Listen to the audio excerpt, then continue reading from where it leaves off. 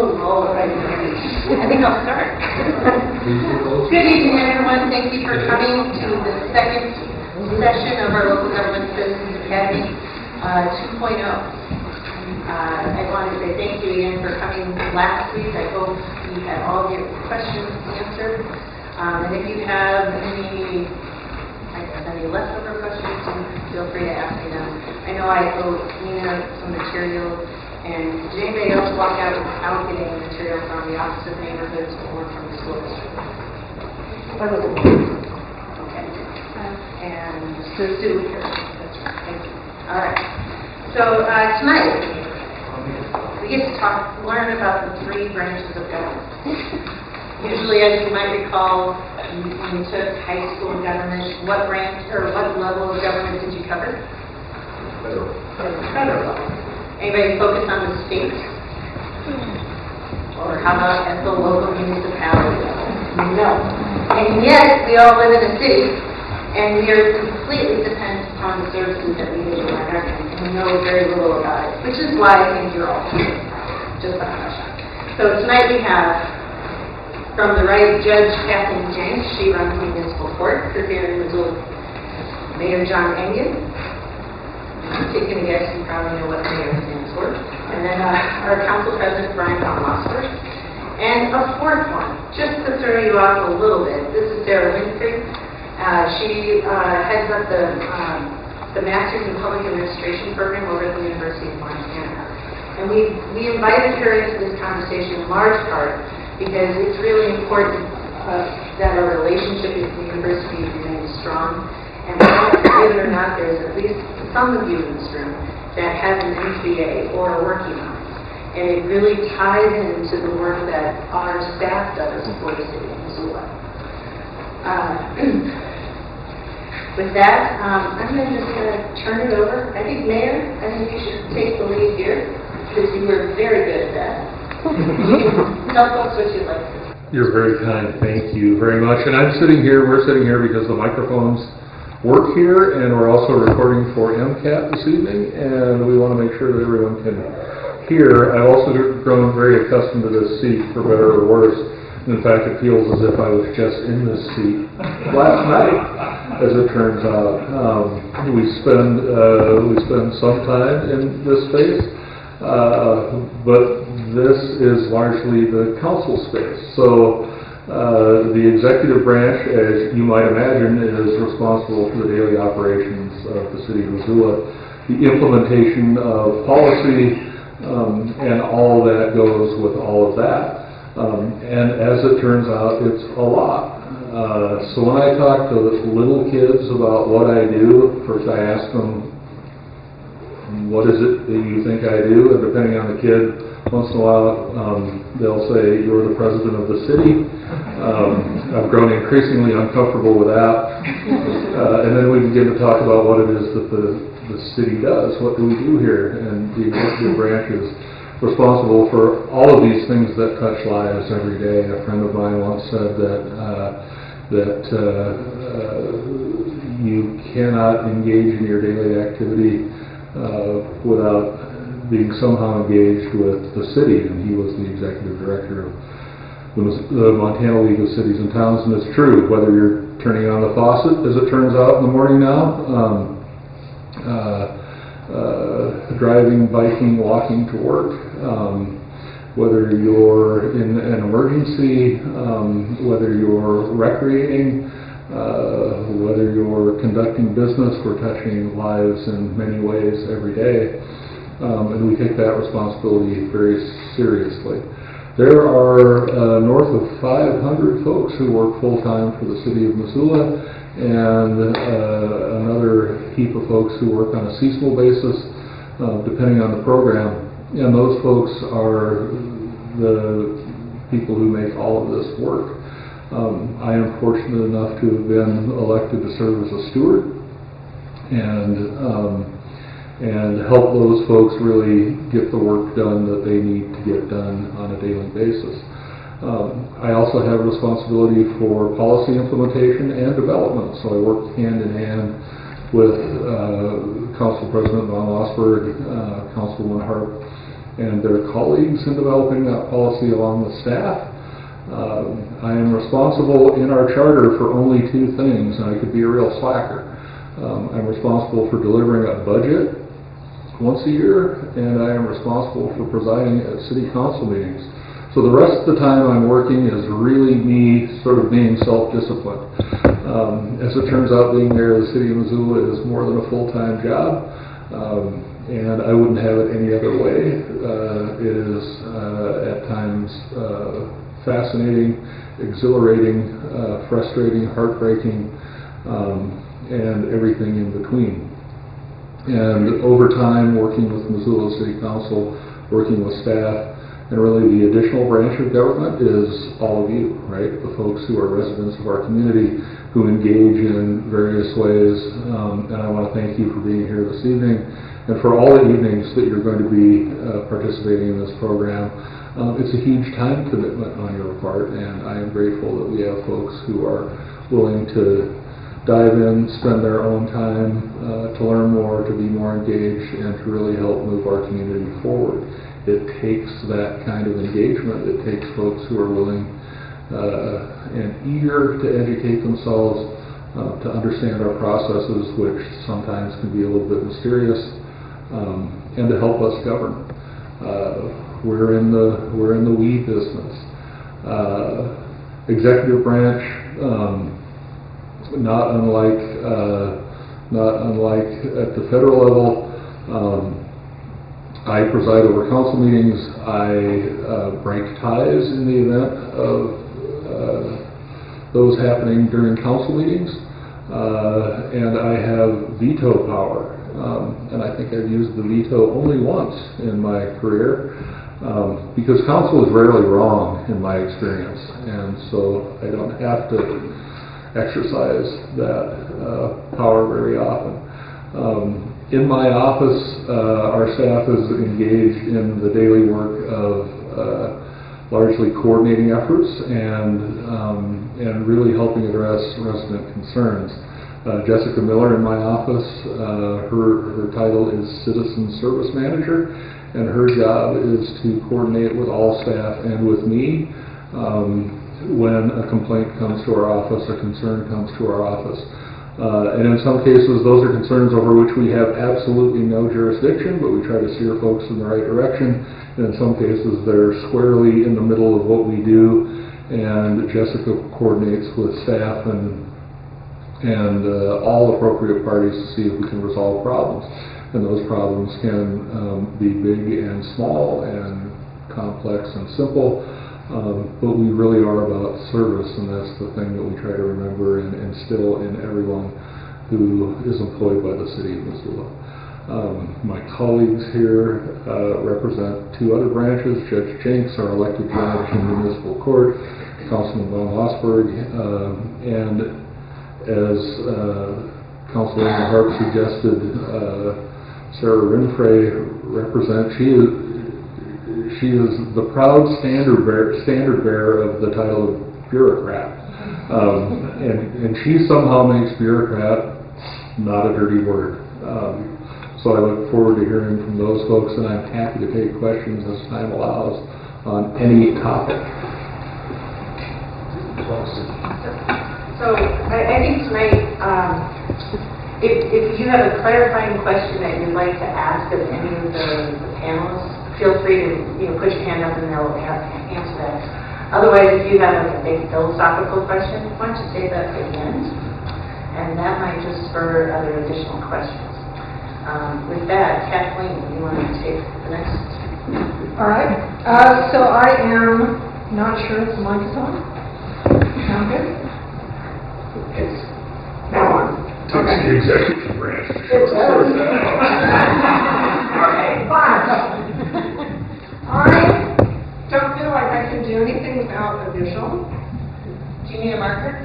I got it. Keep going.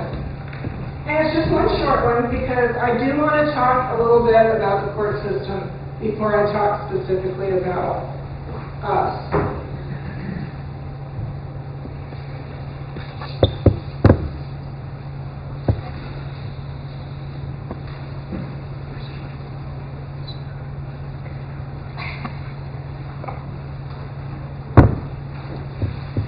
See, we all thought we had these great slides that we were going to be able to show you. But since we don't, I just want to break down the Montana court system a little bit before I talk about specifically Muni Court. The way that the court system is structured in the United States, I'm sure that you understand that we have appellate courts that review the lower courts. So in Montana, our chief appellate court is the Supreme Court. They sit in Helena, and they have appellate review of anything that comes up from the district courts. So the district courts are the courts that are over in the big courthouse. The felony courts, they handle custody issues, they handle abuse and neglect cases. They are Judge Halligan, Judge Vanetta, Vanetta, Halligan, Deschelles, Larson, Marks. Okay, so they are the district court judges, and they have appellate jurisdiction over municipal courts. And what they look at from our court is they have the authority to review legal decisions, but not overturn fact determinations. They have appellate review over justice court, that actually says JP. And for JP, if you have a criminal case, they get a trial.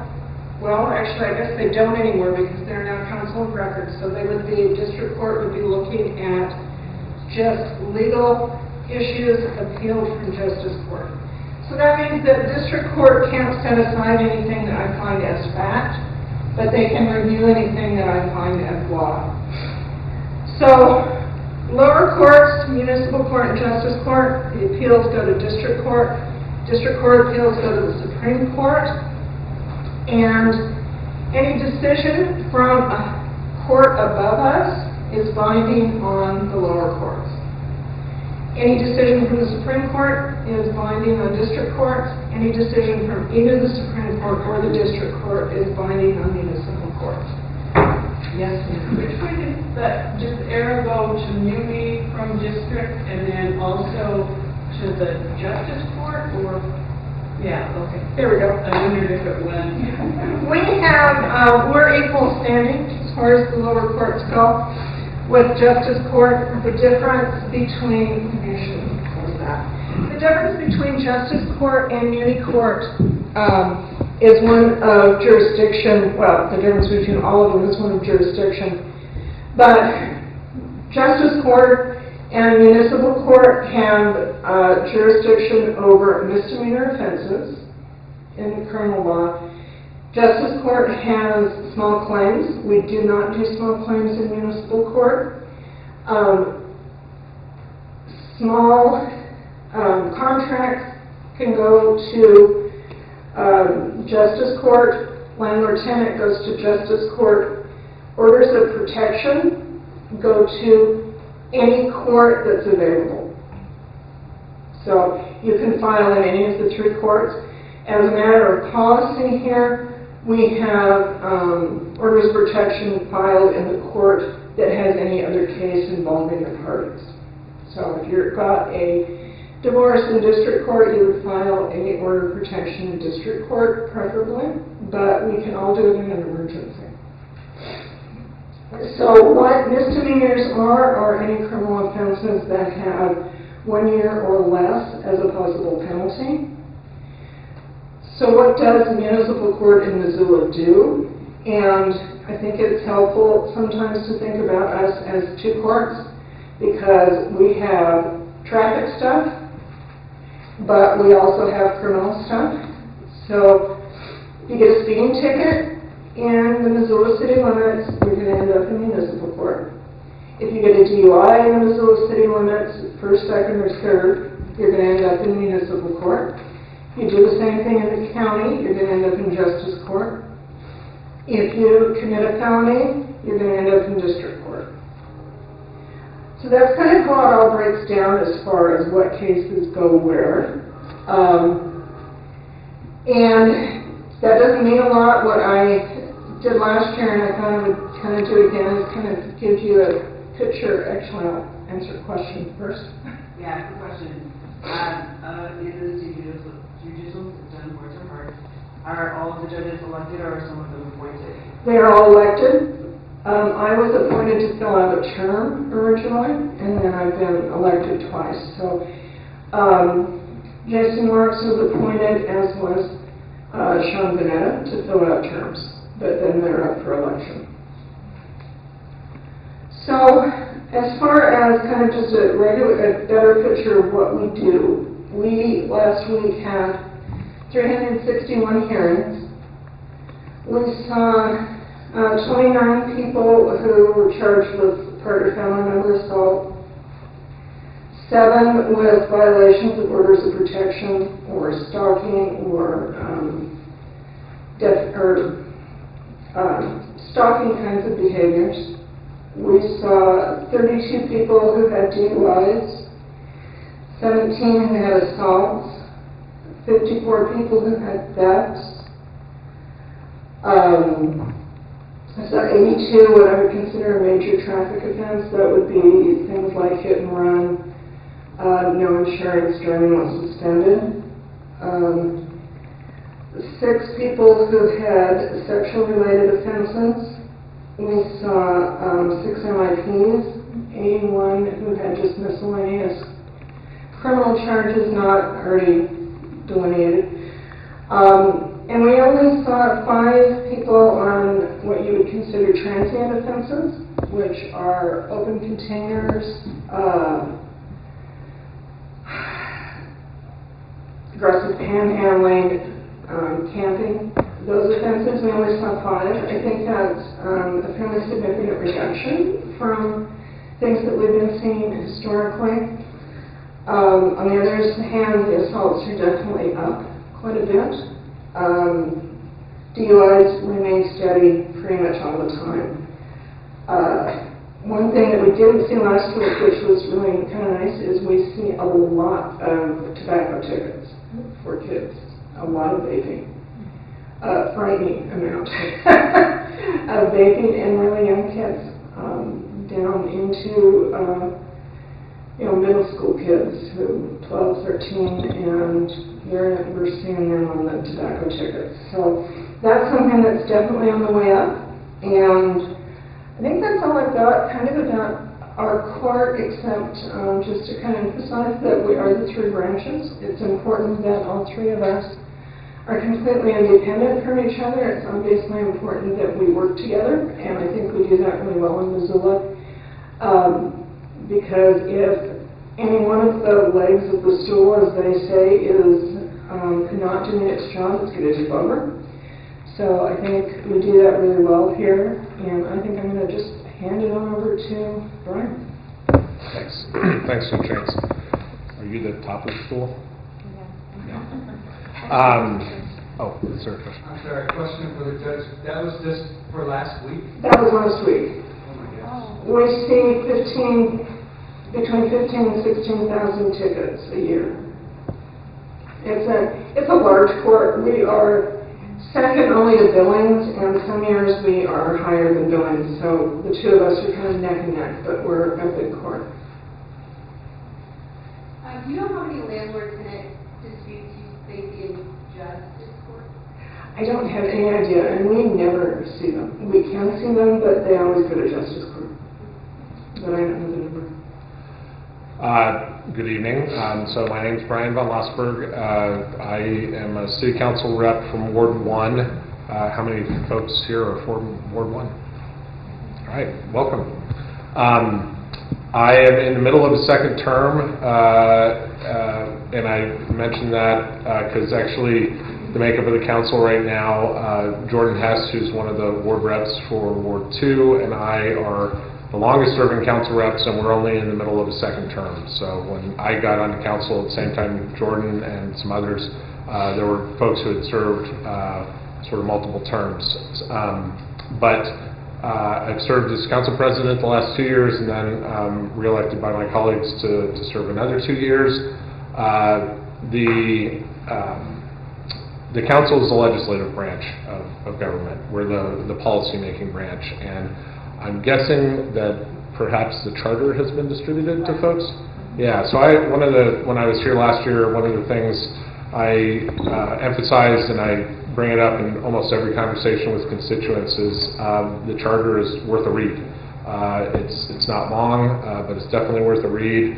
And I like to point out it's in Article 2 that there's a brief description of council and talks, about our principal responsibility, which is the people's health, welfare, and security. And I try to use that lens on, everything that kind of comes before me and that I engage on, how it relates to that charge from the council. I'm guessing that you guys know this already, but just to review, we're a city of about 72,000 people. I think that's our approximate population now. So the city is divided into 6 wards, each ward about 12,000 people. And in my case, Ward 1 includes the Rattlesnake, the downtown area up to the river, and the north side. And my colleague, Heidi West, she's my colleague for Ward 1. We both live over in the north side. One of the things I love about representing Ward 1 is it is, I would argue, the most socioeconomically diverse ward in the city, with the Rattlesnake, the downtown, and the north side. And I would be remiss in not mentioning my wife and I have a 7-year-old daughter. She is a 2nd grader at Lowell, and I find that that's the other lens I look at everything through, is sort of the lens of being a parent, and I attempt to look at things through the lens of her viewpoint. So we council members have to reside in the wards they live in. That is kind of an interesting point. Every so often, it might be 2 years, I can't recall specifically, but the ward boundaries get adjusted. So if you've been in Missoula for some time, you will notice that the ward boundaries change. And it is not uncommon to run for election or just to be having a conversation with a constituent and as a first step to kind of resolve which ward they live in. Ward 1 used to extend, I believe, maybe when you were serving, over across to the university, so across the river over there. Over in the north side, west side used to be together in Ward 2. So these boundaries do change, and there is a reason they change, and that's because there has to be an equal, within a certain tolerance or percentage range of population in all the wards. So we look at the development and the population changes that happen, and then we try to adjust boundaries. And Jordan probably wouldn't mind me mentioning that because of where he lives in Ward 2, it is you can't district a sitting council person out of their ward. So sometimes the boundaries get a little odd. And we're also on staggered terms, so 4-year terms, staggered every 2 years. So, theoretically, in reality, half the council's up for re-election, or the positions are up, whether people run for re-election or new people run. And we have a couple new council members with this most recent election, and then several that ran for re-election and came back. So we divide our work into committees, and we spend most of Wednesdays in those committees. There are 7 of them. Administration and Finance, and that's chaired by the Council Vice President, Gwen Jones. Committee of the Whole, you'll hear us talk about COW, not the best acronym necessarily, but that is by definition the committee that includes all council members. And right now we're in a period where all the council members are on all the committees. That will probably change over time. Council members can choose which committees that they're on, except with something like the Committee of the Whole. And then also Budget Committee of the Whole. So pretty soon here we will launch into budget review. As the mayor mentioned, he has a responsibility for the administration to deliver a budget. Council has a responsibility to review and amend that budget as it sees fit, and then ultimately pass that budget, or pass a budget. So we will convene in something called Budget Committee of the Whole when we start that budget review. There's Parks and Conservation, so all things parks come through there. We also deal, the city has been a leader in my opinion on issues associated with climate change and clean energy. Those matters come before the Parks and Conservation Committee. Land Use and Planning, very boring committee, nothing happens there at all, it rarely meets.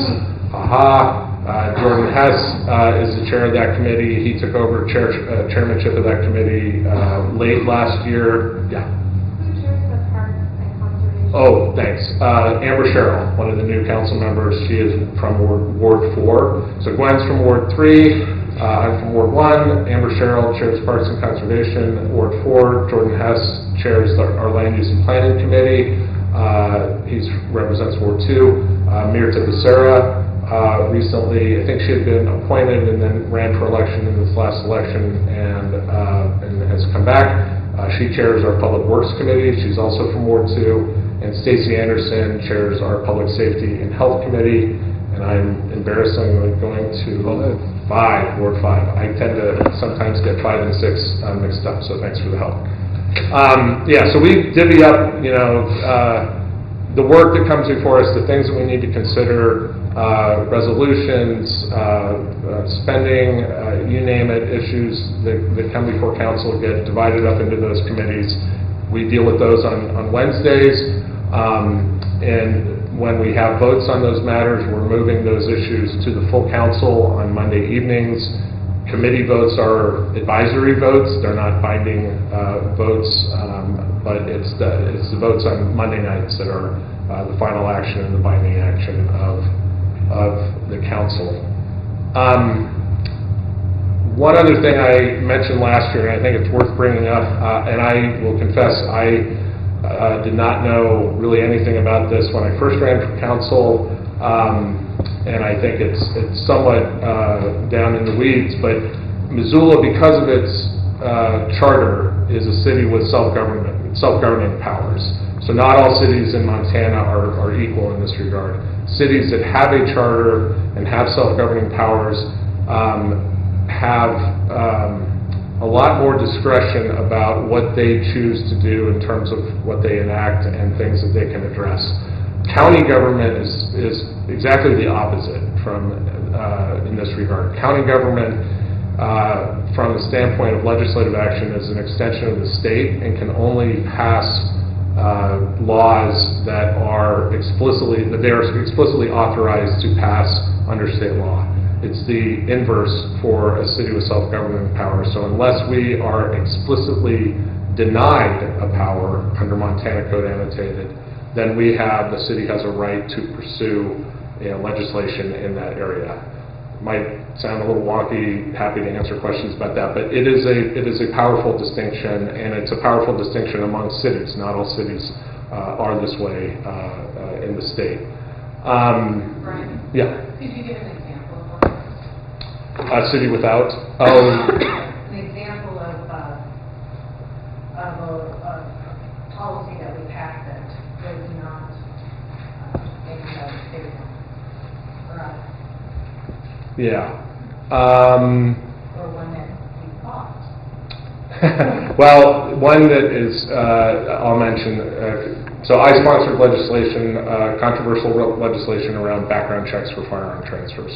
I'm proud of our effort on that front, and that council passed that. Ultimately, it was deemed by the Supreme Court to be inconsistent with state law. And it went up to the Supreme Court. We had a favorable ruling on behalf of the city here at district court locally, and then that was overturned at the state Supreme Court. But that's an example where part of the argument there is whether or not we were explicitly authorized to enact legislation on that front. I would stubbornly argue that it's clear to me we were. The Supreme Court determined otherwise. There are other examples that are probably less complicated than that, but that's the one that comes to mind. Well, I think it's a great example of what Judge Shigg showed with the diagram of the charts in that conversation. I think it really kind of hits home. Yeah. I think maybe a couple other things I would mention. The amount of time that council members spend doing their jobs is, the amount of time you see us either in a council meeting on a Monday night or in committees on a Wednesday is a small fraction of the time that we spend working on things. I've, at different times, taken stabs at calculating it, and it ranges, but I'd say it often, for me personally, is around 20%, 25%, probably at the most, of the time I'm actually working on things. So that other time, what's in it? It's responding to constituents, it's meeting with constituents, it is, I like to research things. I was very, very involved, deposed and on the stand during the water acquisition.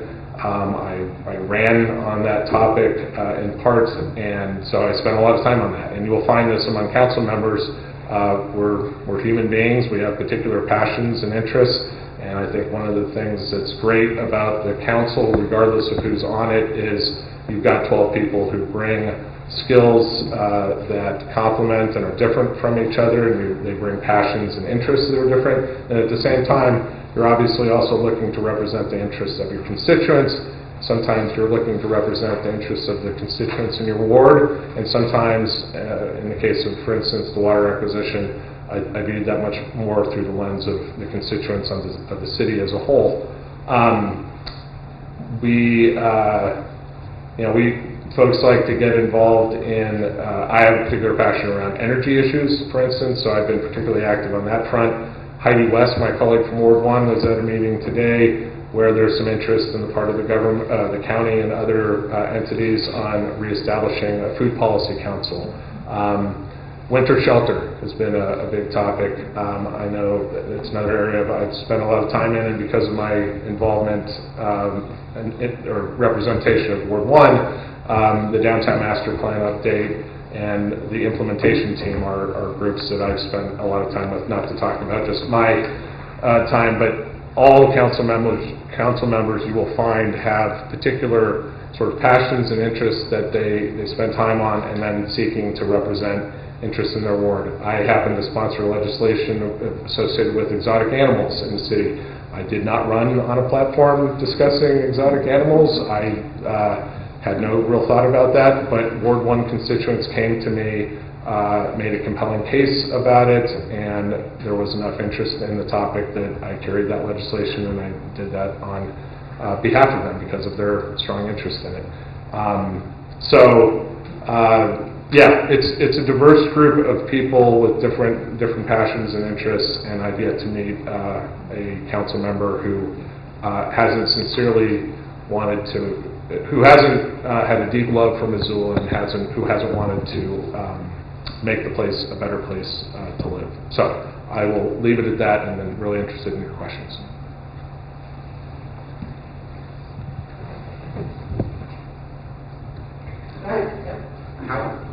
Are we asking questions right now? Sure. I'm just curious, how many council people have full-time jobs outside of this, and for those that do, how do you balance that? Yeah, that's a great question. I'm going to look quickly.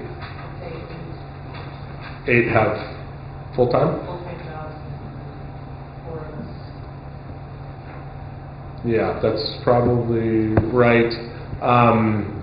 It's hard to balance. Folks, they try to find a way. Wednesdays are. It's really tough to be an effective council member if you're not making committee meetings on Wednesday, and that can be a challenge for folks. Over the 6 years I've served, though, there's been relatively good participation and attendance.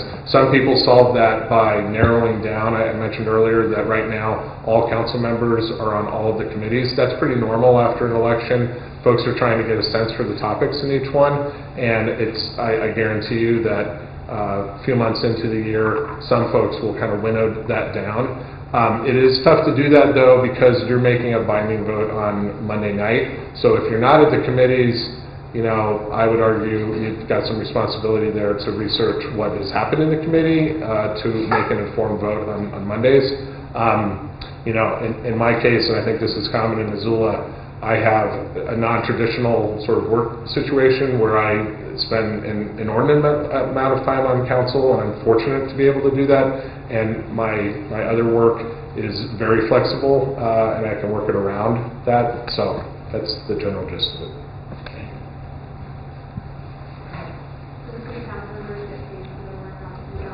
Could you repeat your question real loud? Do the city council members get paid? Yes, we do. I believe right now for a year it is, I want to say it's right around 14? 15,000. Yeah, between 14 and 15,000. And you get insurance? We're on the city's health insurance. You can elect to be on the city's health insurance plan.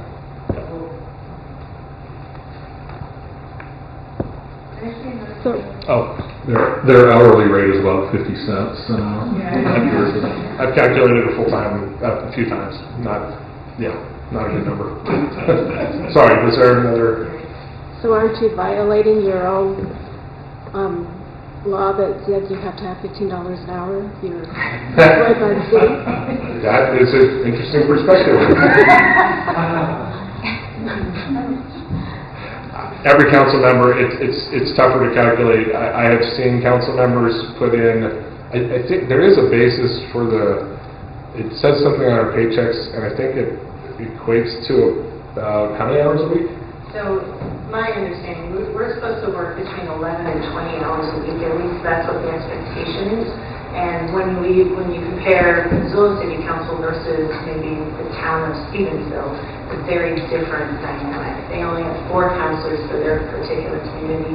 They have city council meetings just twice a month, and I think they have committee meetings twice a month as well, and it might only be once. So the requirement to actually be working is much smaller, and as such, they get paid a lower rate.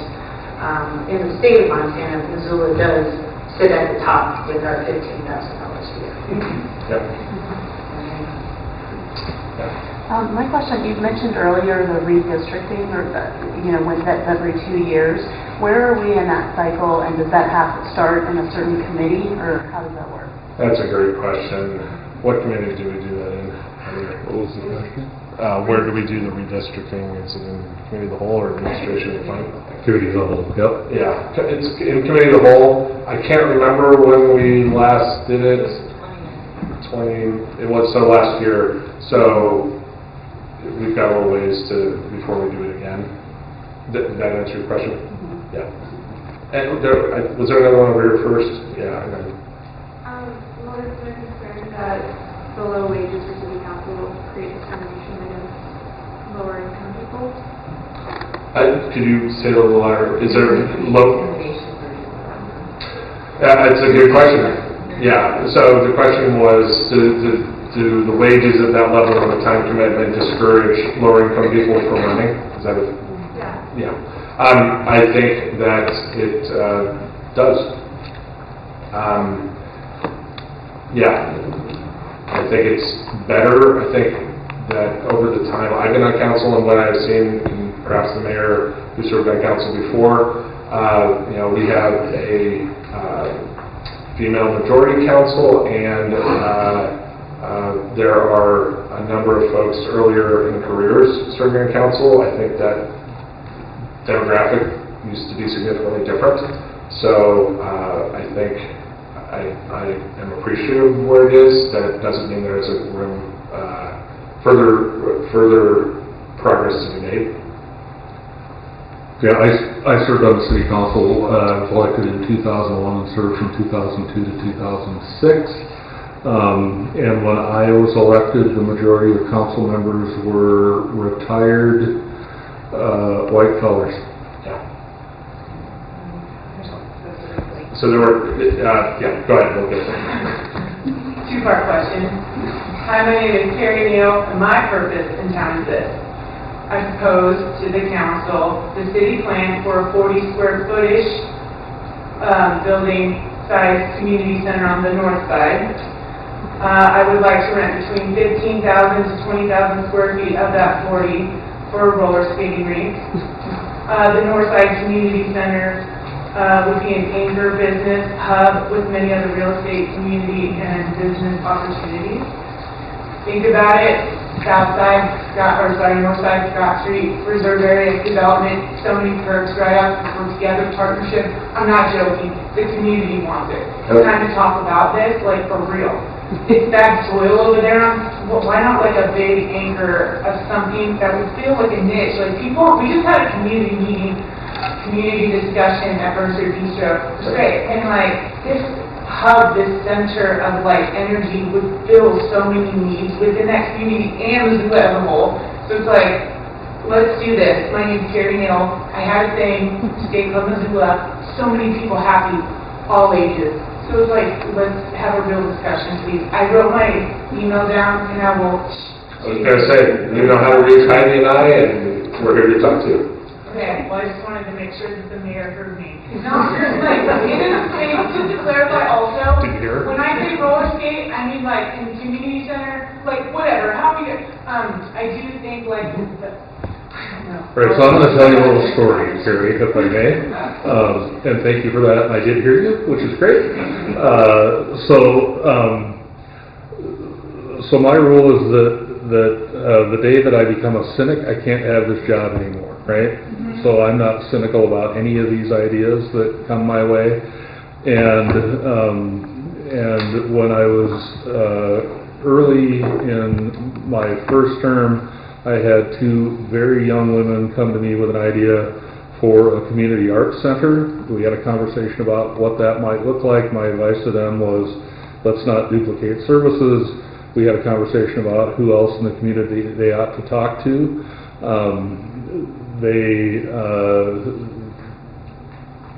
They did everything that they needed to do.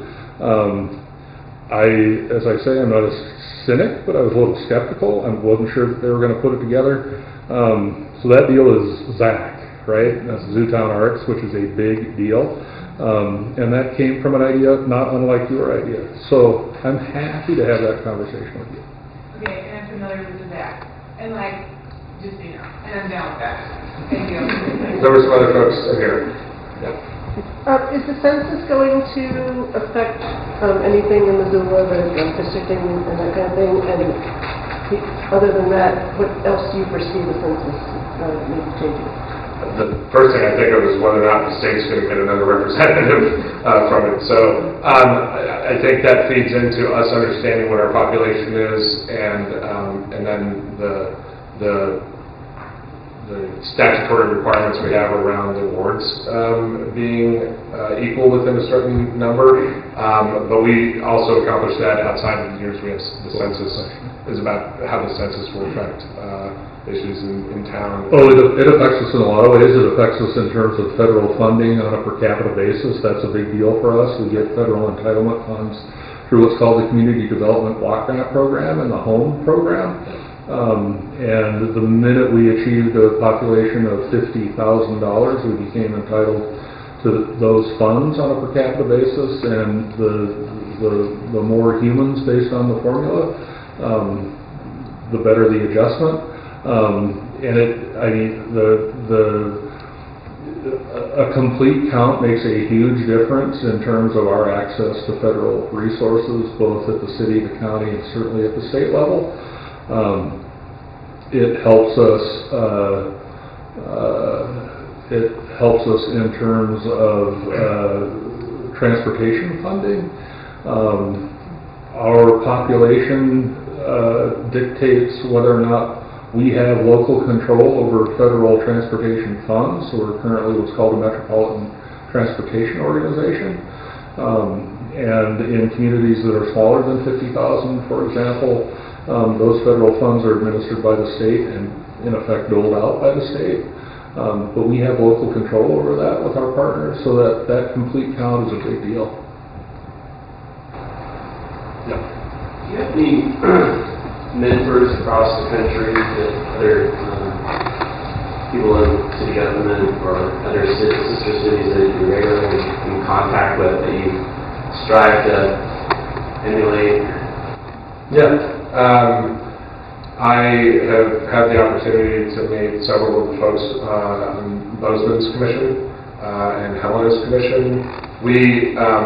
Heather is on the board for the Montana League of Cities and Towns.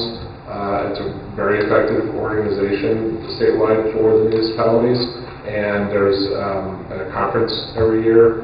It's a fantastic networking opportunity.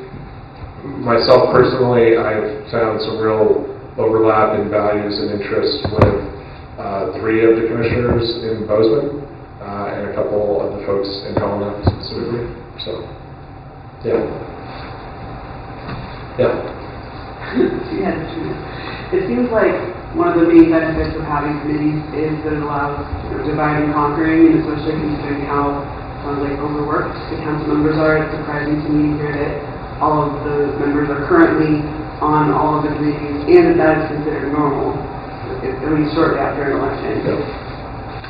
Why is that normal? Or how long is that expected to continue before people are allowed to drop off some of those committees and really target their efforts? So they're allowed to drop off immediately if they'd like to.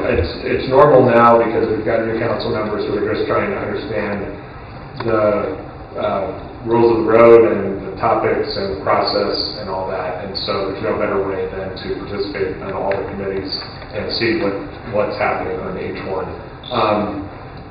It is driven by personal choice and the circumstances around their service and their time commitment and such.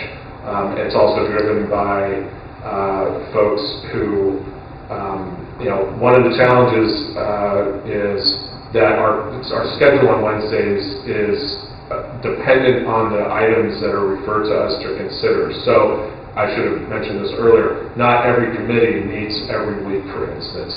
And the times that we meet are dependent, so we try to condense those meetings into the shortest time period possible, but it depends on the items we've got. Sometimes we may meet for only the morning, the afternoon. Sometimes, especially as we get into budget season, we'll be meeting all day. So I mentioned that because you don't necessarily gain a lot by not participating in the committees because of the nature of the schedule fluctuating. So what happens in a lot of cases is council members just as a rule wind up blocking out Wednesdays on their calendar because of the committee schedule. So if you reduce the number of committees you're on, it's not necessarily true that you're going to gain a lot of time, and you're definitely not going to gain time that's always, say, from like 1 to 4. Let me chime in. So I think the great things about sitting on all of the committees is that you come to realize how interconnected every aspect of our government is.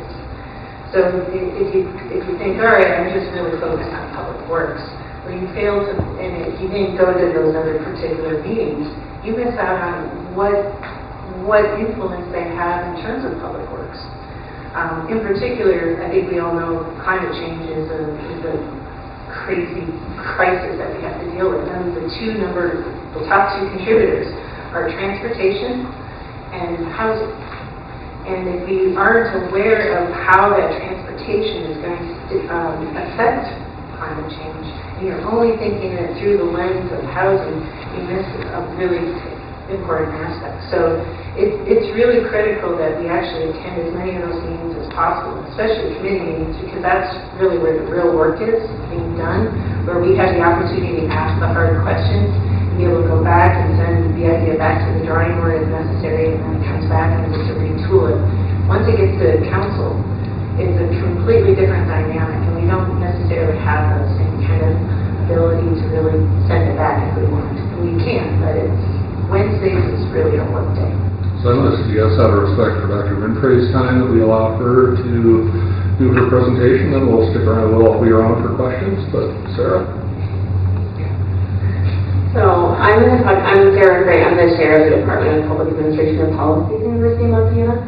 And so I'm going to talk about where the real work actually happens, in the bureaucracy. So we all know it's true.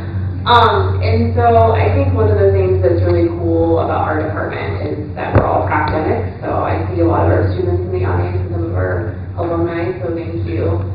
But I think the academic piece is that we all have a practical experience. Yeah, go ahead. What do you mean by bureaucracy? So bureaucracy would be like the fourth branch of government. So let's say all the agencies that you have, so at the state level, the Department of Environmental Quality.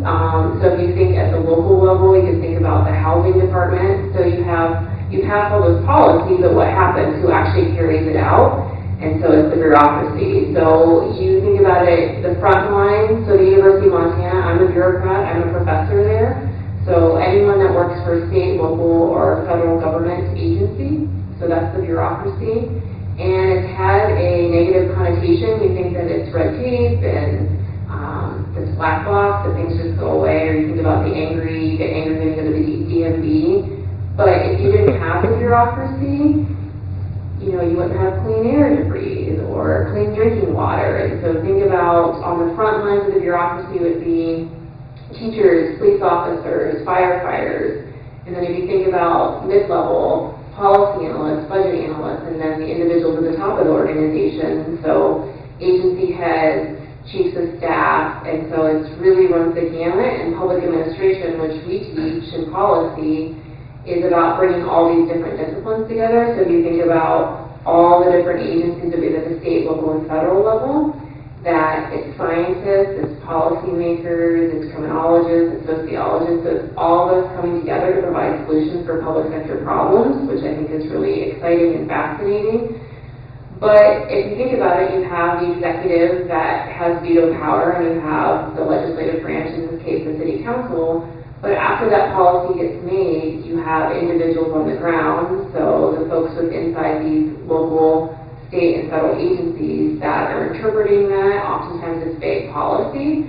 And so we're the folks behind the scenes that have been delegated the authority to interpret this and carry it out. And so that's what we do in our program at the University of Montana. We have this commitment to public service. We also talk a lot about value neutrality versus value laden. And so we are using taxpayer dollars to interpret policy and implement it to the best of our ability. And so we talk about how you have to use the best available science or information available for you to make these decisions. And so we might come to the table with our biases, that we take an oath not only to serve the Constitution of the state and the federal government, but also an oath to the citizens and the public to make sure that we set aside our own biases and to make sure that we're implementing the best policy that we can. Obviously, we make changes slowly, incrementally, and we do that for a reason, because not everyone likes big, bold change all the time. I think it's easier to do that at the local level, especially at the federal and the state level. And I think that we often forget that the vast majority of our workforce in the state of Montana is government, and especially nonprofits as well. So I think there's 1,100 nonprofits in Missoula. And so I just wanted to just say, don't forget about the unsung heroes, the folks that are actually doing the heavy lifting behind the scenes. And so it's easy to blame the nameless, faceless bureaucrat, but think about how they're your next door neighbor, exposed to the people in this room, and that the instrumental work that we do on a day-to-day basis. And so we really love what we do at the U. I have a budget analyst background for the state of Ohio, and so our goal is to train every state, local, and federal employee in the state of Montana. We have the second largest program at the University of Montana. Our students call us the MPA family. It really is. And I think we're a success story at the University of Montana. I think it's a great place to work and a great place to get an education. And so we have been seeing enrollment increases by 40% in the last 5 years. And I know I can see some sad news out of UM, but I think we really are a success story. And it speaks to volumes about our commitment to the public and making sure that we're having sound policy. And so that's what we're about. And I'm happy to answer questions, but I brought stickers for everyone too. I gave them last year, and they say I love bureaucracy. But yeah, and you have, I know Lacey and Gina and Sue are all here, so they're part of our program currently. But we have a lot of awesome programs and certificates, and yeah, we'd love to have you come join us or to just sit in a class. So thanks for having us tonight. So Sarah, could you tell folks what the opposite of bureaucracy is, just so that we understand? Well, I think if you don't have folks in the bureaucracy implementing policy, I told Heather it's chaos, so, but you said anarchy. That's what I was going to say. Christine.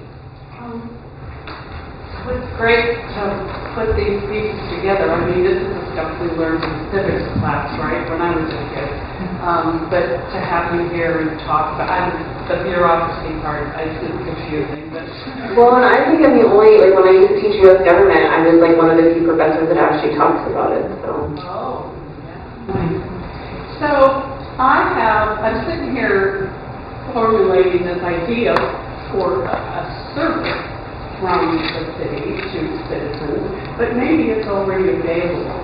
I'm a Montanan who lived away for 30 years and brought my husband back here to retire. We've been here like a year and a half. We're the only representatives here from the Ward 2. We live in 44 Ranch Development, and because we're here and we're going to tell our neighbors that we came, they're going to have questions for us. And I think one of the things I noticed coming back, and it's going on all over the country, is development.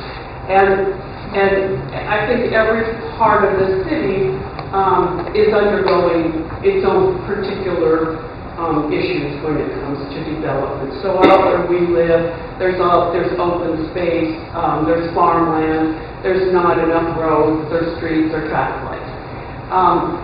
And what I see from neighbors who go to the public hearings in regards to development, or what I read in the newspaper, whether it's accurate or not, I don't know, is that people come away from the public hearings, or a lot of people do, really frustrated, feeling like they're not heard and there's this disconnect, like the development and the citizens aren't talking apples to apples. And I wonder if there's some way to help. Oh, I know what I want to say. I think citizens show up with all this heartfelt, emotional appeal about keeping the city like it was, and the development and the council have a plan, a development plan that they want to stick to. And so the citizens and the council aren't talking, I don't think, about the same things. Is there a service, or could there be, that helps people prepare, where they can learn about how do I come to a public hearing and make my appeal understood, clear, how do I get the most out of this? And so that's one thing, and while I'm sitting here making notes and thinking of it, I'm thinking the same could be done in regards to taxes. Because from my point of view, moving here, and that's why we're at this, I want to find out what's going on. All I can hear is like, oh, we hate the development and we hate the taxes. And that's like people are just in this quagmire of that attitude with no way to go. I think the city government could help people to understand and to feel more empowered. I agree with all of that. So that's a lot to unpack. Let me suggest a couple of things. I have something on the order of 700 city council meetings under my belt, and the land use hearings and conversations have not changed much over the course of the last 20 years. And I agree completely that I think we have an opportunity to talk about development and policy and that intersection in a more meaningful way. One of the themes for my office this year is communication. How do we do a better job in a world that's become more complex around communication, right? So when I started this job, I don't know if Facebook was a thing. I don't recall it being a thing. Twitter certainly wasn't. So today everybody is a publisher and an editor and a reporter, and we used to be, I think, more effective in our ability to convey a message because most people were paying attention to a relatively small number of media sources. And today, not only can you choose from sources, but your source can generally agree with you most of the time, right? So we're working on sort of understanding how to break through or participate in some of that. one of the challenges for us is that for a long time, the notion of us investing taxpayer money in communication was considered a frill. So we were pretty bare bones about it. And I think we have to think about that a lot differently as well. We hope that programs like this one will help people understand a broader picture. And there's also a shared responsibility here, and that is we need folks who want to be informed sort of beyond anger or reaction or fear or any other of the very natural things that are inspiring people to come visit us here. I think we need to present the broader picture more accurately. I think we need to help folks have a forum where good ideas can actually be a part of the conversation. I just had a conversation with university students this afternoon, and this is a case that I have not been able to crack. City council meetings are business meetings.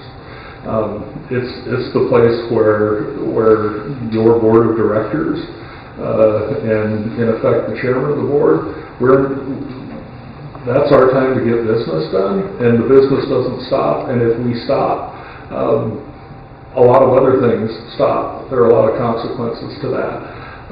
So the forum where someone stands right in front of me and talks at us, and we listen, and then we don't respond, and then we respond later in a different way, it's not ideal. So we're trying to figure out a way to have those conversations and also bring folks from the development community into those conversations. Your second question was taxes? Well, yeah, but still, for the first question, you know, what could be it doesn't sound like there is a method. And what could that method be? And you say that people need, I don't know the term you use, meet you halfway or take their responsibility. Even if there could be, if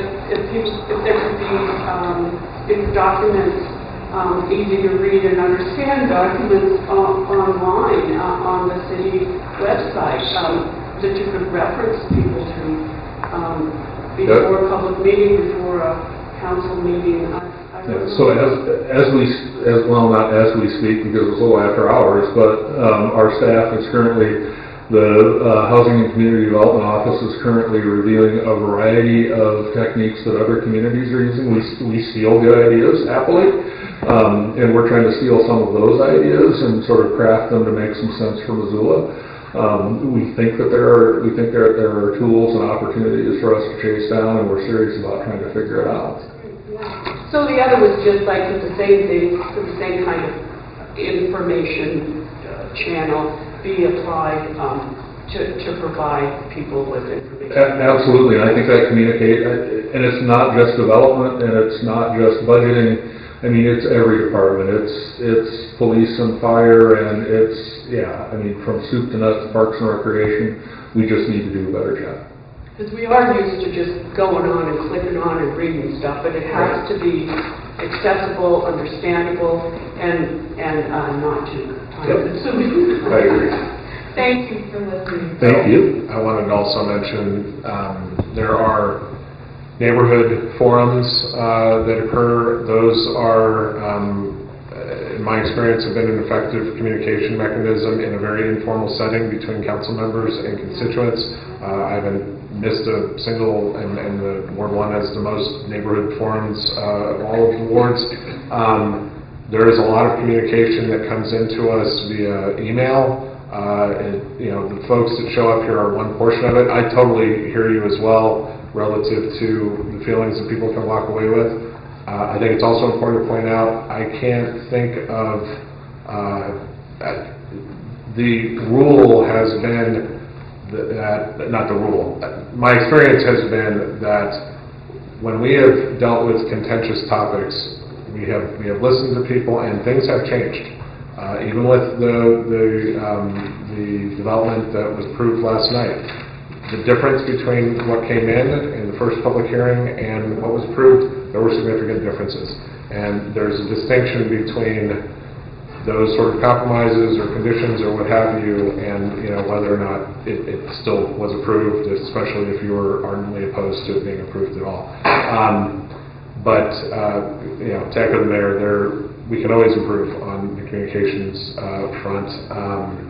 Sarah informed me that they teach this in her class. Well, Lacey can talk about what they did in the fall, but we often have our students write, how they would actually write testimony for congressional hearings and how you participate in that, so that's part of our curriculum to make sure that we are doing what we're supposed to. Eric? You going to manage questions? Yes. This may be a theoretical kind of question, different from this question. And it has to do with when I saw that the arrangement of the presentation tonight, for obvious reasons, was going to be the three branches of government. What popped to mind for me was something that otherwise never came to mind, and that is of checks and balances, for obvious current reasons. John, you mentioned that you are granted the power to veto a vote of the city council. And that I am curious, what other checks do any of you see having over the other branches you're not in? And what might need to be added or altered? We can override his veto. Yes, you can.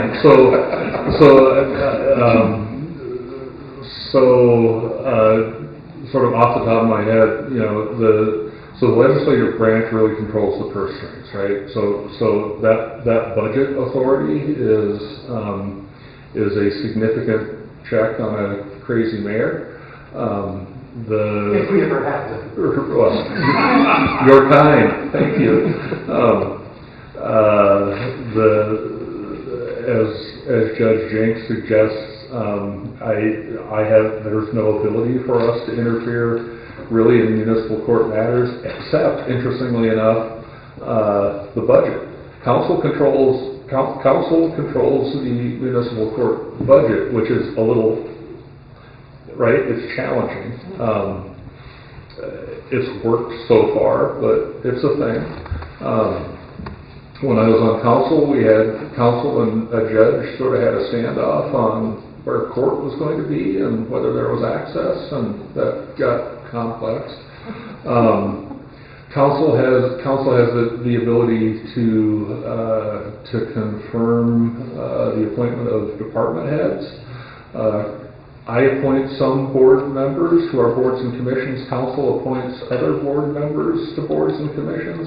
So there's some shared responsibility there.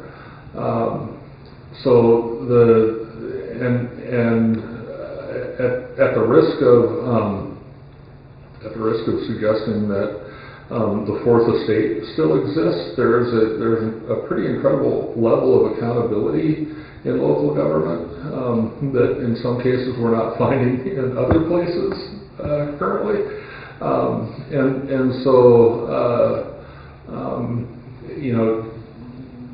I think journalism still matters. I think the press still matters. I think you all still matter. Citizens, there's one really great check and balance, and that's every 4 years. You get to send us back to our seats or send us packing. Do others of you see any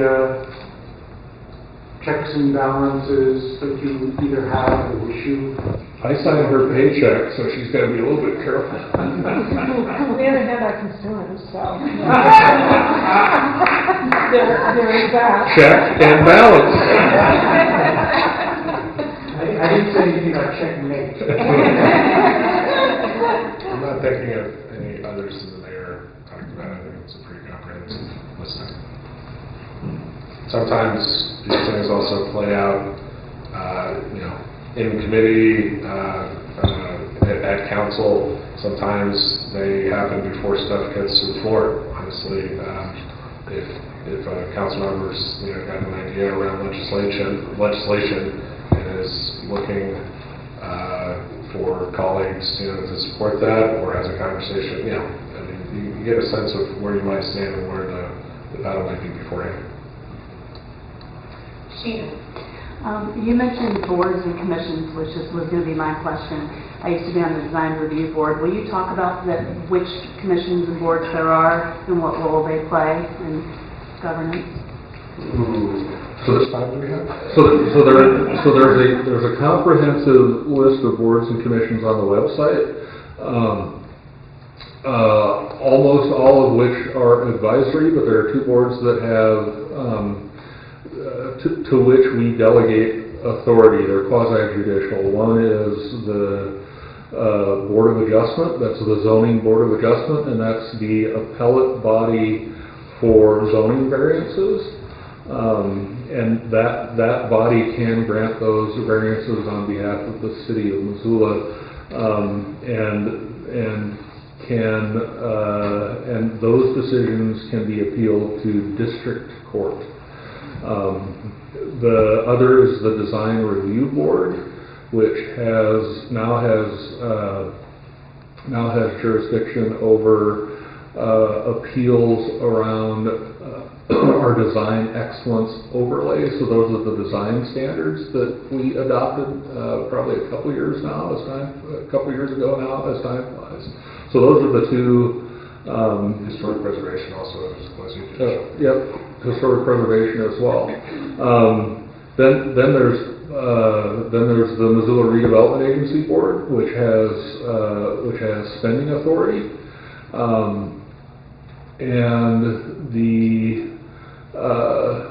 and state law requires that we have a zoning commission. That's our planning board.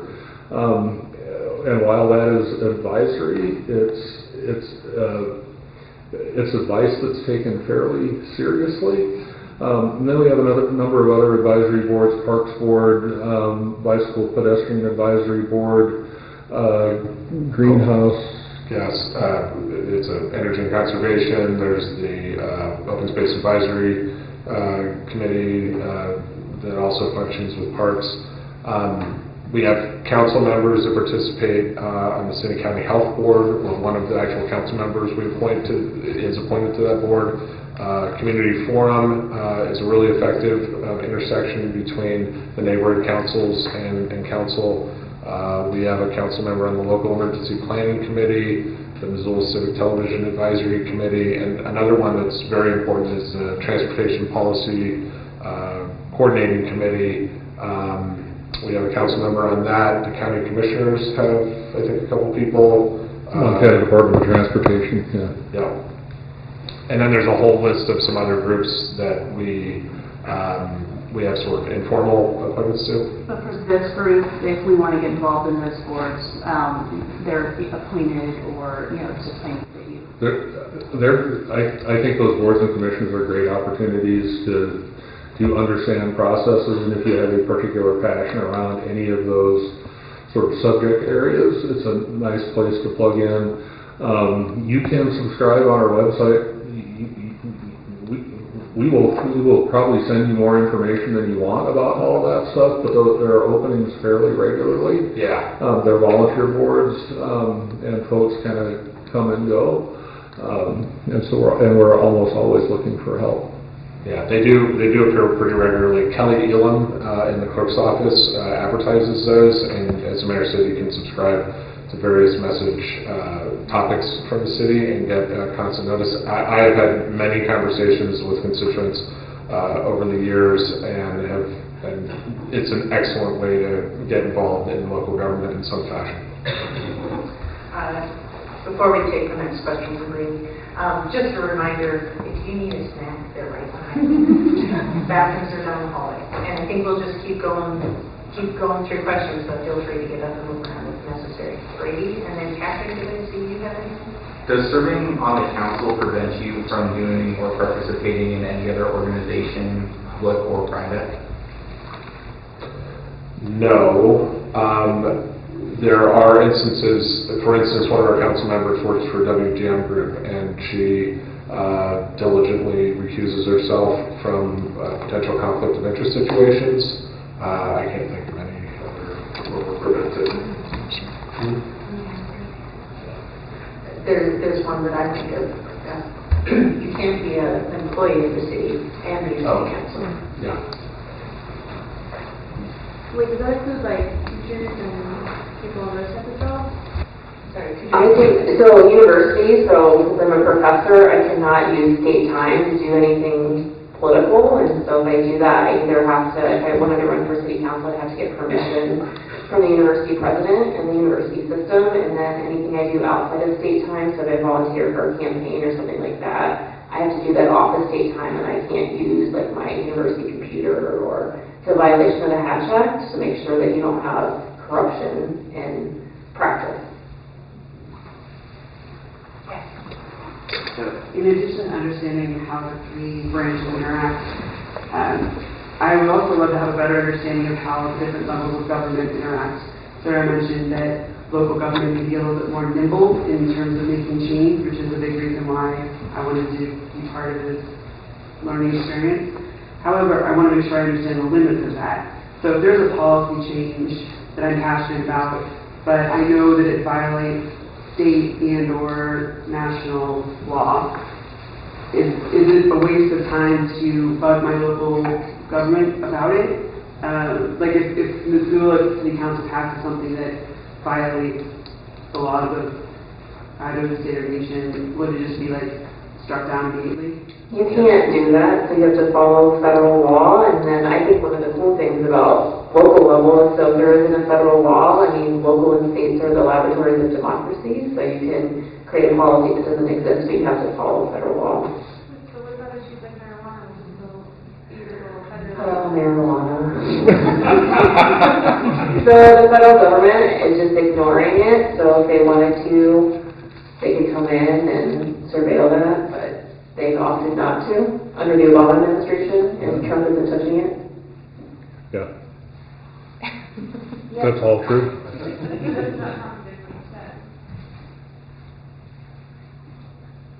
Sure. We can spend an entire class on marijuana. You mean actually on marijuana? I would have about 20 years back then. Oh, sorry. Well, I'm not specifically that like isn't that anything contradicts what she said. Did you have a follow-up question on the topic? Well, I wasn't asking about marijuana specifically. I was asking about, she said that state or city can't make a law that contradicts or that goes against the federal law, or like city can't make one that goes against the state law. But it seems like that's exactly what happened in certain instances, including, for example, marijuana. And so I'm not hearing all of that, but... No, she was just saying, like, how, because we're breaking federal law with, the 1990s legislation. So, with marijuana, so how are people getting around that? I mean, states that, yeah, you can go ahead. I'm willing to dive in. Thank you. Oh, and it's just specific to marijuana that I'm willing to dive in. The federal law is a criminal law against marijuana. Okay, so it isn't tied to funding. Okay, so like a lot of things that are illegal or legal in the federal system are enforced on the states or the communities by pulling funding. Okay, that's really not the case with marijuana. Marijuana is pretty specifically a criminal prosecution question. And for the federal, the Department of Justice, for the federal law enforcement agencies to enforce or not enforce the marijuana specifically, the U.S. Attorney General sets policy on what they will and will not prioritize, what they will and will not prosecute. The policy has been, and I don't even know if it started in Obama or not, it used to be that it was a matter of quantity, and then it just got to the point where they're saying, yeah, we're not going to go there at all, and that's kind of where they are. They have the ability to come in and enforce marijuana charges if they chose to at any time. if the U.S. Attorney General decided, you know, I'm going to instruct my minions to enforce it now. So the states, when they're legalizing, when we're talking about legalizing at the state level, again, we're just talking about criminal prosecution. And so the states are saying, we're going to legalize it or legalize it for certain purposes, which means that it's not something that's going to be prosecuted under state law. Guns are a lot the same way in Montana in the sense that your gun rights are restored if you commit a felony. In most states, you never get your gun rights back. In Montana, you do. But there's a federal statute that says that you can't be a felon in possession. So it puts people in a bind, you know. They can do this. It's not a violation of state law, but it's still a violation of federal law. The question with regard to marijuana is a federal agent going to come knocking at your door? And that's something that is a policy decision that's made by the U.S. Attorney, who's appointed by the President. So I don't know if that helped or made it more complex, but that, of course, only applies to things that are purely criminal. Agency decision, funding decision, civil rights, those are things that are enforced through non-criminal ways through the federal system.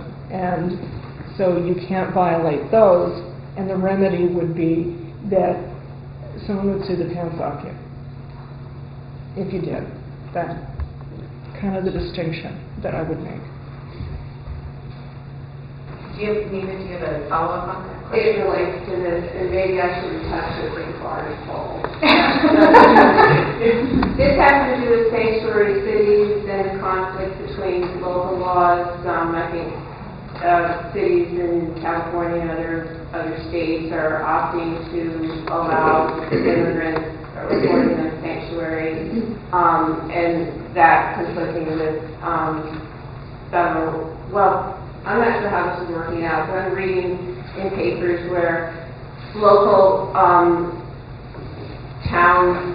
small towns are saying they're opting not to have, you know, small numbers of immigrants from god-awful places in the Congo where they're being brutalized. They don't want these people coming to their small localities in Arizona or wherever. And these small communities are making the decision, no, we don't want these people who are being brutalized in the Congo coming to their homes. So the decision is being made in small localities around the United States by towns, the local residents, whether or not they want these immigrants who are dying to get out of their god-awful places in and around third world countries. You have that on the one hand. On the other hand, you have sanctuary cities. So I read in the Wall Street Journal not long ago, the U.S. District Court judge was saying that the localities are saying, no, we don't want you, that this decision-making process is not legal, that it has to be decided by, I don't know, the immigration department in the Trump administration. I guess I'm asking a number of questions. On the one hand, you have small localities and cities making decisions about whether they're having immigrants coming to their is Missoula, would they do something like this, and they're positing that against, the federal government. So this is a different situation than marijuana, which is a drug.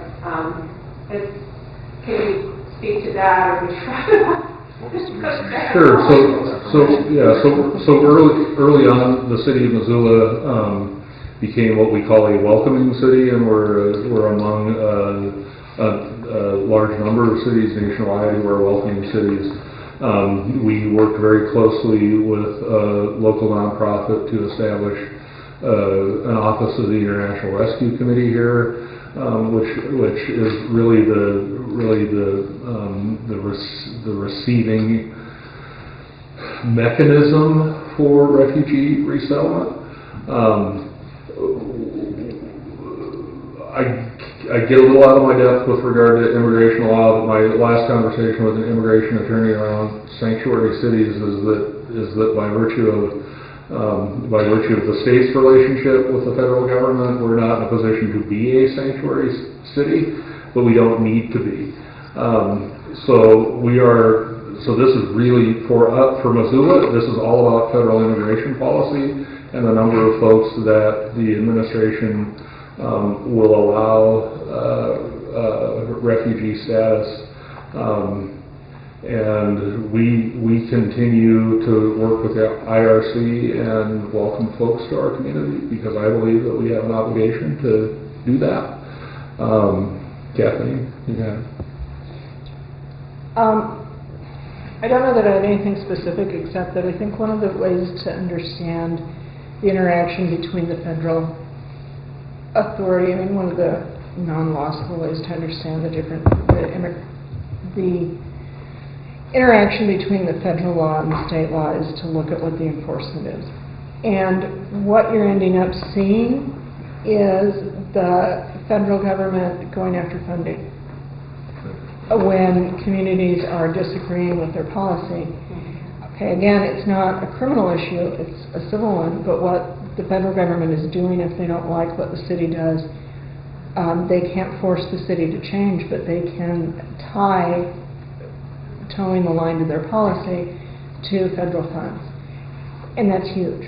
And it's undeniably, right or wrong, it's undeniably a very big stick when you're talking about federal funds, because they can tie it to federal funds that may seem to have very little to do with anything like roads, education, social services. That's the stick that they have to enforce their policy. And it's kind of one of the ways to understand the way that, or I think the better way to grasp the difference is to look at what the federal government can do if they don't agree. And it's A, you can prosecute someone criminally, individuals criminally. B, you can take away community government funding. And so if that helps. I think the local International Rescue Office or committee had been inactive for quite some time. If my memory serves, my former colleague Emily Bentley, when she was on council early in her first term, brought a measure of support for what the mayor mentioned in terms of getting that office sort of active again.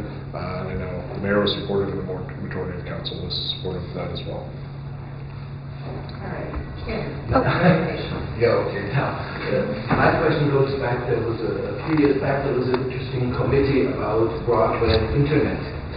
And I remember it was very interesting that some entrepreneurs come before you and some said, I can do my business anywhere. I had to decide between Dubai and Missoula, and chose Missoula, and other facts came up, and but I lost track. I wonder if, so was it more exploratory, and then did some policy come out of that? Did that... It was an explorer who got lost. It was exploratory. There was some policy, it was pretty minor in terms of the fees associated with fiber installation in the public right-of-way. That was a more minor part of it. It's kind of gone into a slumber, I guess, is the best way to put it. I was actively involved in that effort. It remains a bit of a sort of source of frustration. I don't think we have anything near a competitive marketplace for broadband that serves the public with the most reliable, fastest, and efficient service. We encounter this on a number of sort of fronts when there are pseudo-monopolies in certain areas, and we're a city of a certain size that doesn't necessarily command the capital investment from some of these companies in a way that would give us more reliable, faster, cheaper service. So I think there are still eyes, including mine, on efforts associated with municipal broadband. Those efforts across the country, including in Bozeman, have taken a lot of different forms, and I think it's an area where it's prudent to tread. I think it's perfectly fine to move slowly and carefully, because while there have been some success stories in municipalities across the country, there have also been some horror stories of failed efforts. So I think it's still settling out a bit. I think there's still an opportunity there in the future. The schools have been quite effective through their last bond measure and other efforts to establish a network. I believe that might play a role in the future for Missoula, but it remains to be seen. I can tell you anecdotally, I don't hear that access to fiber is an impediment to business development. I'm just not hearing that. I'm hearing a little differently. Yeah, I mean, I see in the newspaper just all the tech companies popping up, and I thought the internet could be one of the futures for Montana in general, and also maybe for Missoula. That's what I'm thinking, and I heard about this big line that's in the interstate. Yep. And so I thought maybe it could be more help. I think of all these little cities that try to be Google fiber cities. Yep. And all that. So companies have been able to solve largely their broadband issues on a case-by-case basis. I would argue that they've done so at greater expense than they would need to really do, and we have a pretty substantial case record of companies that have experienced that. And the other aspect is that the benefits of those fiber installations, it hasn't trickled out to the residential users to improve the costs, and we just have very limited choice on this front. So I think another aspect of it is there ain't a lot of choice, and so you don't necessarily have a good sense of what our opportunity is there. When you talk about disasters in other cities, what do you mean? Like huge expense, not many results, or what do you mean? Yeah, big investment in systems that go belly up. Oh.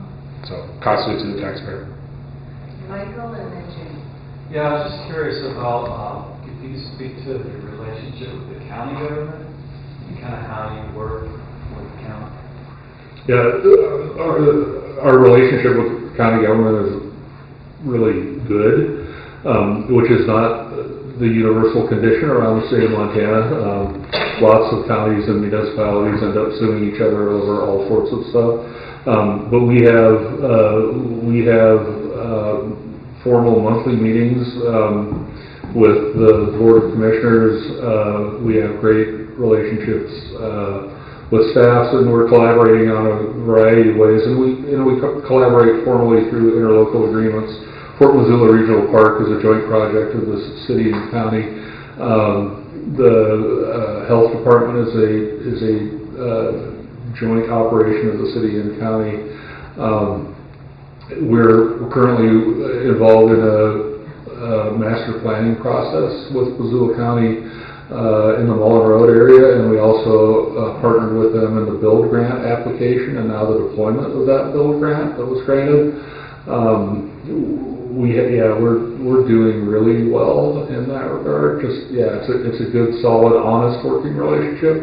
There are places where there are friction, and we figure them out. County commissioners wear two hats, whereas we have more distinct, legislative, executive branches. Obviously, the commissioners wear both the legislative and executive hats. But that goes mayor. We have great council. We have great relationships with the commissioners. We have collaborated on energy and climate fronts around, for example, the 100% clean electricity initiative was adopted by both the city and the county. Commissioner Strohmeyer very active in that regard. Commissioners are also active in things like downtown master plan implementation and a host of other fronts. So it's a good working relationship. So I'm kind of going back to internet, but on the other end, what is the city doing to protect the infrastructure through the internet? So we hear of a lot of cities getting hacked, and then their intellectual property being held hostage. So I'm just wondering what the city of Missoula is doing to ensure that we are not victims of that. So our IT department is all over that. I think every system has its vulnerabilities, but we're taking object lessons from those communities who have been targets and sort of doing our best with the best available technology. But it's part of our security protocol. We're also considering outsourcing to Russia all of our cost savings. Ryan is actually a bot. Sometimes. Hi, sorry, my question was actually going back to the sanctuary cities, just as a little clarification. So the sanctuary cities are actually really focused on undocumented citizens and not on people who are coming through the IRC. And so if a city is to adopt themselves as a sanctuary city, the thought is if they are arrested or they're pulled over or there's any type of criminal offense, that they actually still are held accountable in that way, but they are not then reported to immigration. Thank you.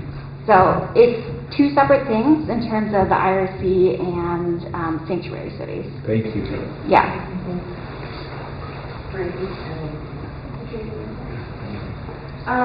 So this is a kind of a big question for me, coming to something like this, and it's not, I feel like I'm going to phrase it that way and make it seem like I'm trying to catch you out, which I'm not. But there's like, you know, a few really big issues that are always on everyone's mind, which are stuff like, you know, low wages and increased housing prices. And these are big in Missoula, they're big all over the country, and I think a lot of people wonder why can't the local government just pass a high minimum wage? Why can't they just implement a rent control policy? And so I'm presuming that there's impediments to things like that, so I'm curious what they are. So with regard to rent control, we don't have a mechanism under state law for rent control unless we own and control the property or have a development agreement or some skin in the game. We can certainly then determine rents or participate in determining rents or guarantee rents, etc. And I'm sorry, the other half of that question was? Minimum wage was one of them. I think if there are challenges to that, but we're not preempted. And we have, the city has taken steps to lead by example on that front relative to city employees. So it's a much bigger question to explore that for the entire city. I was curious if you guys had any facts or figures on voter participation in the city as a whole and individual council people elections. Yeah, that data is all available on the county elections website. You can look up all of the vote totals, the percentages. Unsurprisingly, the participation totals are, I think, disappointingly low especially in off years, the most recent one, and are greater in other years. We don't coincide with the big, 2020, obviously big election year for federal offices and state offices and considerations. We don't have any city issues on the ballot, or 2-year cycles. We're odd years. So, but the numbers are all available on the county election administration's website. And folks, I apologize, I have to run, but I thank you very much for your time and engagement.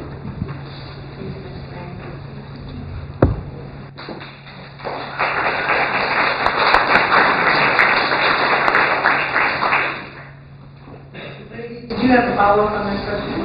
I was just going to ask if we knew where we ranked comparatively to other cities, especially in Montana. I have no idea, but I want to say in our last election, the number of people voting in our ward was around 20% on average, give or take 5 percentage points. Pretty disappointing. All right, and then So I know that we are precluded by state law right now from doing a tourism tax. Is the city have, I know the mayor had to leave, but does the city employ a lobbyist, and is that one of the, some kind of legislation that we're hoping to propose for the state legislature? Yes, the city has engaged a lobbyist every session during my council tenure, and I know in before that. This has been a regular topic that the city has advocated for.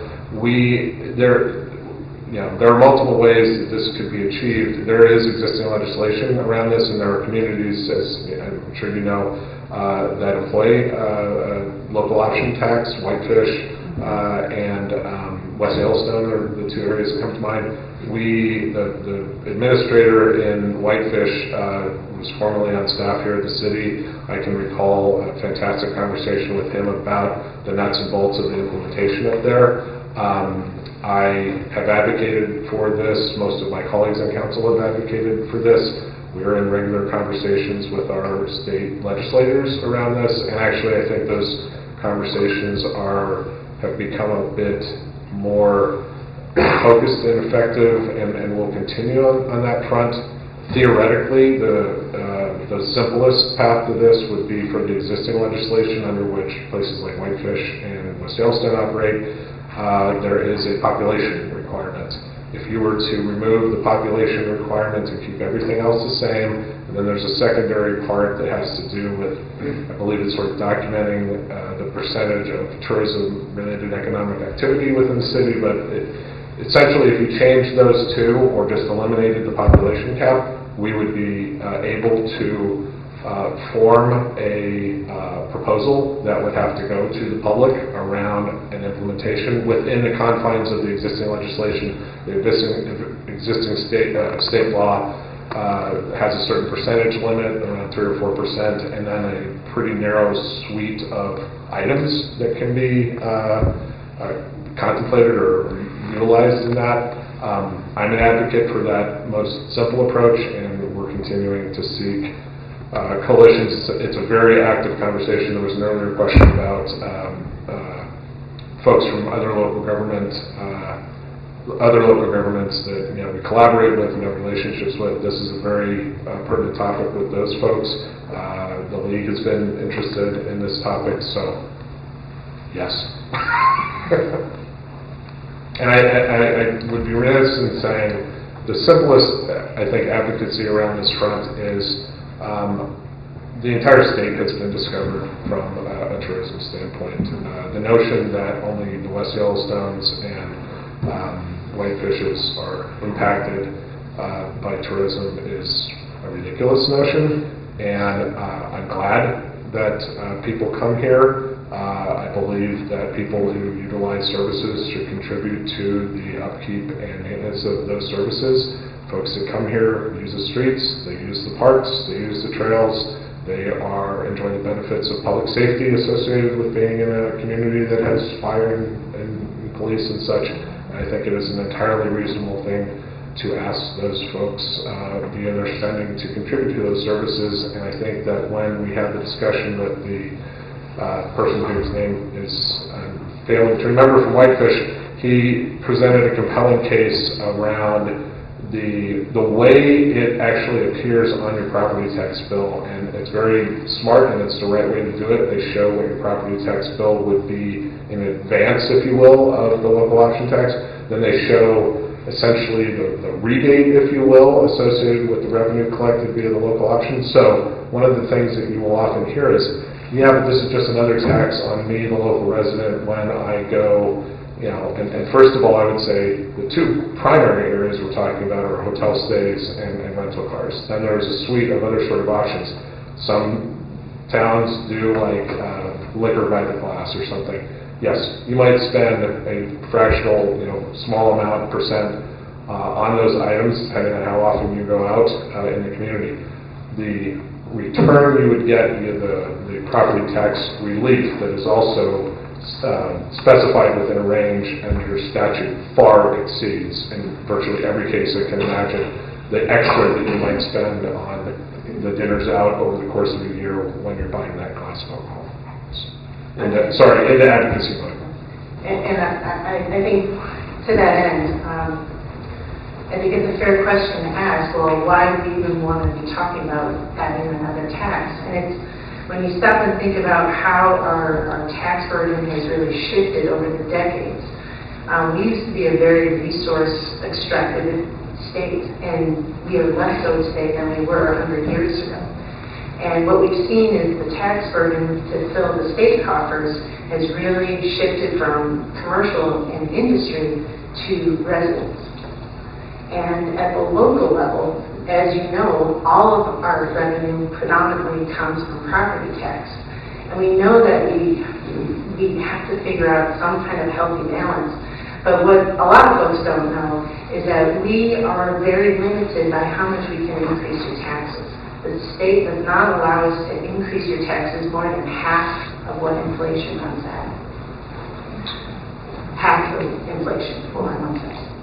So if inflation's running 3%, and we can only increase by 1.5%, and our vast majority of our budget goes to paying people to do the work, and they have their collective bargaining agreements that increase at 3%, which is, I think, very reasonable to folks, we are always going to be behind.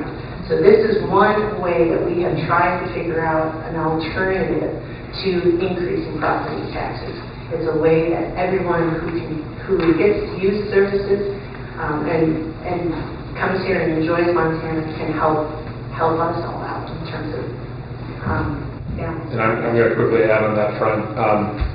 We have both our general fund and then we have districts. We have a road and parks district. The road and parks districts are not subject to that cap. All cities utilize a mix of their general fund and districts, and actually Missoula has been very late to the game in terms of the proportion of our overall taxes that are associated with special districts. And Heather's correct about this statutory limit. It is a fairly complicated formula that gets into, I think, 3-year average, and it has to do with it's more complicated, and there are some districts that are not subject to that. So, but it is difficult. You will often see reference to Missoula is the most heavily taxed city in the state, and you have to be really careful when you look at those comparisons. And I think our Chief Administrative Officer, Dale Pickle, when we're doing budget, every year presents really useful information where they look around at our peer cities across the state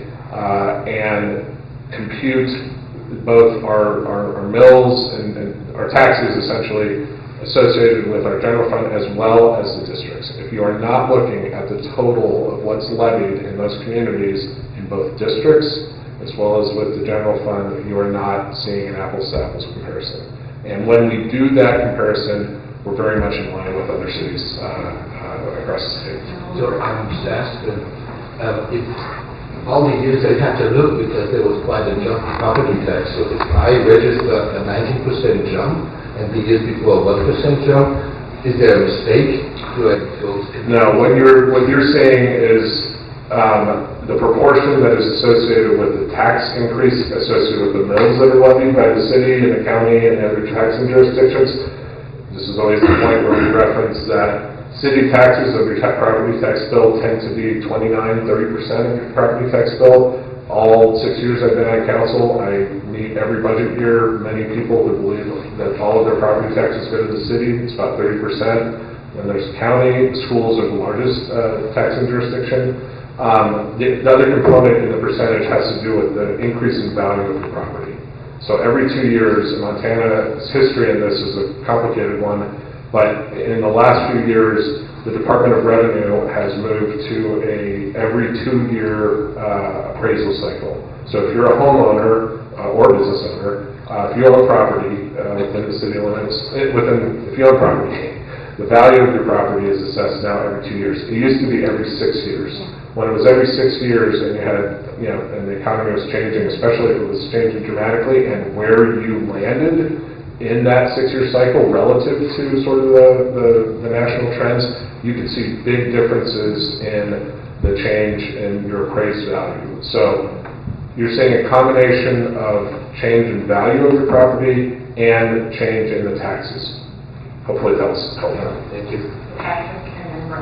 So I want to back up and apologize because the mayor's not here, but it was his comment, and I would paraphrase what I heard him say was that the city is leading the charge in terms of the livable wage in the community. I think I might have said it. What's that? I think I might have said that we have employed a $15 minimum wage for city for city employees. But the mayor did say that on housing for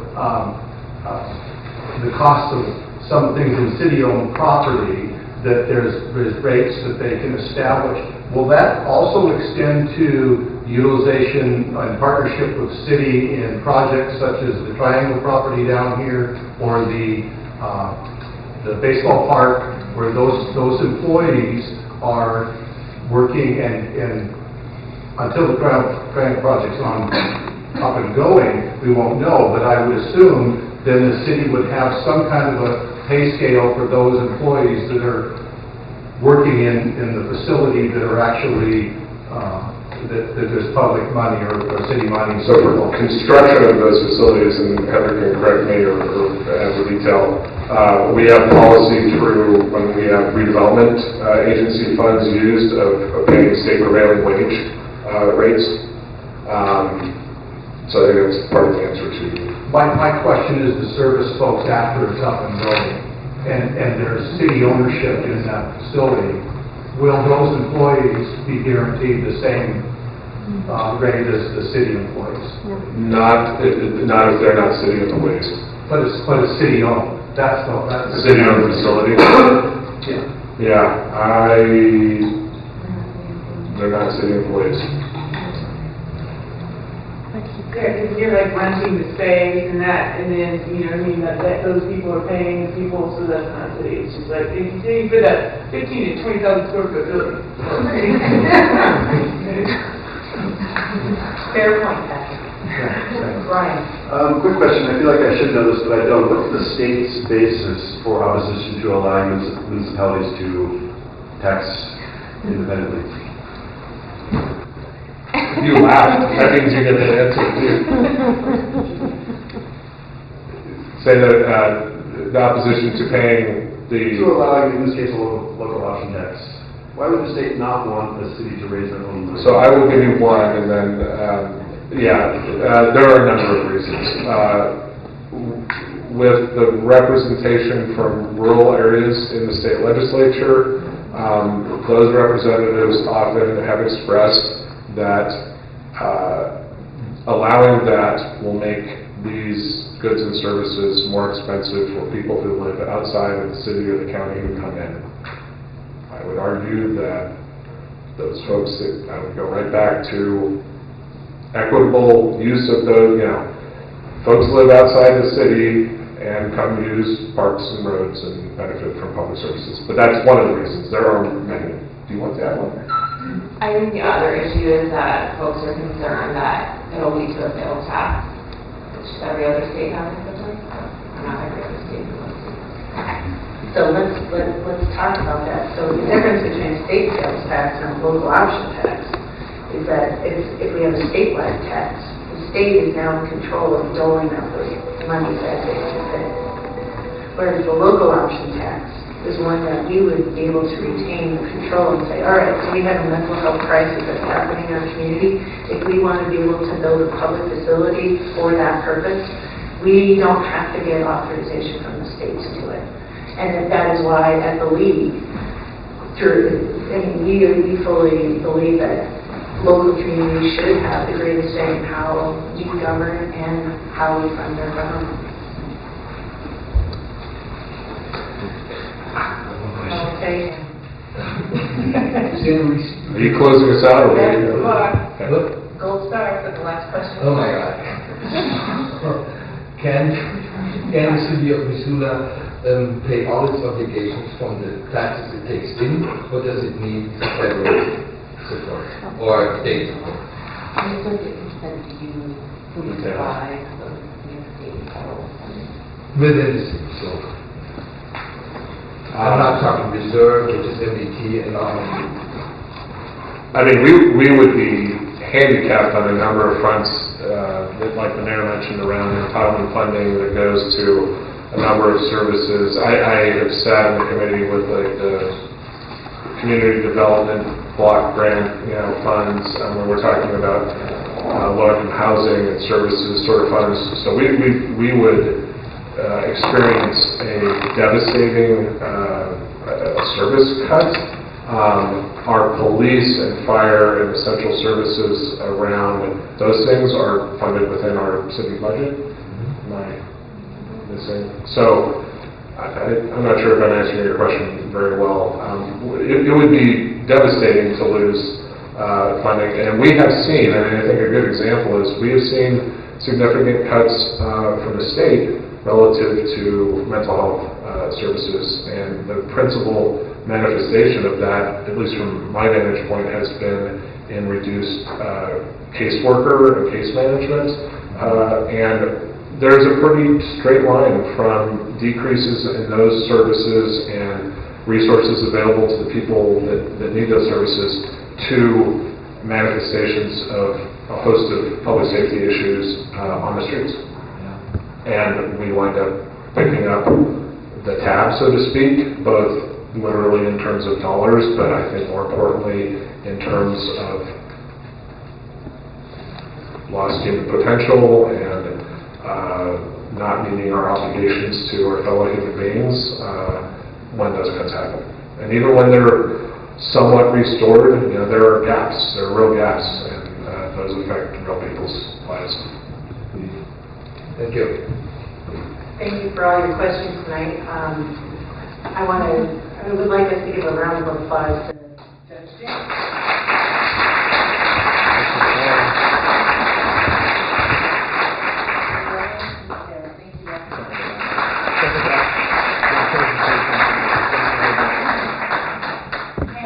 And to announce